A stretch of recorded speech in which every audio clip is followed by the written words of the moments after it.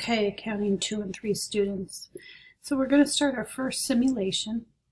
Starts on page 360 in your book, and it kind of gives you the instructions of how to do it. It's a partnership. 2 people own ClearView Optical, which is a merchandising business. They sell all kinds of glasses, and they have a retail location. They're open Monday through Saturday. So they're going to have things like merchandise inventory that you'll have to, do adjustments for, time of adjustments. They'll have payroll because obviously a retail location, they need to have some employees that do the work. They'll have rent, all kinds of things like that. You can see their chart of accounts on page 361. Few assets, lots of liabilities. There are 2 capital accounts, 2 drawing accounts. They have revenue or sales, purchases, and then under their expenses they have from advertising to rent, salary expense, supplies. And then they have some subsidiary ledgers, which are their accounts receivable and accounts payable. So if you turn to page 362 and 363, then you will see all of the transactions for the period. Now, there is a second part to this simulation that we'll do at a later date. But in this part of the simulation, you are doing the transactions. Now, this is not like the one I showed you in class that had the envelope with the actual transaction. This one, they're actually printed for you on paper. So this is just like it's still a simulation, but it's done for you like you're used to seeing the transactions written out in the book instead of seeing a purchase invoice. And we'll get to that. We're going to do one of those as well. Excuse me. So what I have is for one day, I thought we would try and do the first block of transactions, which isn't many, December 1 through 5. And you'll see after this December 5th transaction, it stops and it says posting, post the items that are to be posted now.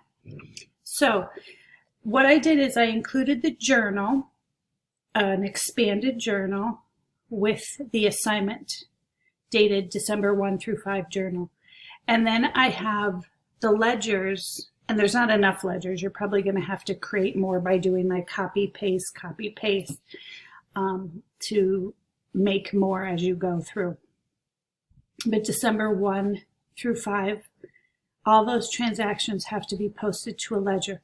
Now remember, transactions that get posted only once to the ledger are the special columns. So you have a special column for purchases. Wait till the end of or calculate the total at the end of the 5th, December 5th, and just post once. Don't have a bunch of posts for purchases and sales. The only things you need individual posts for are things that go in the general debit or credit column. Everything else can be posted just once with the total for that period. So what I want you to do is for the next period, like when I do transactions dated 7 through 12, I don't want you to use a new journal or new ledgers. You're going to use the same ones to put the whole month of December in one journal. So what I want you to do is when you go into this first assignment, I want you to download the journal, like save it into your OneDrive.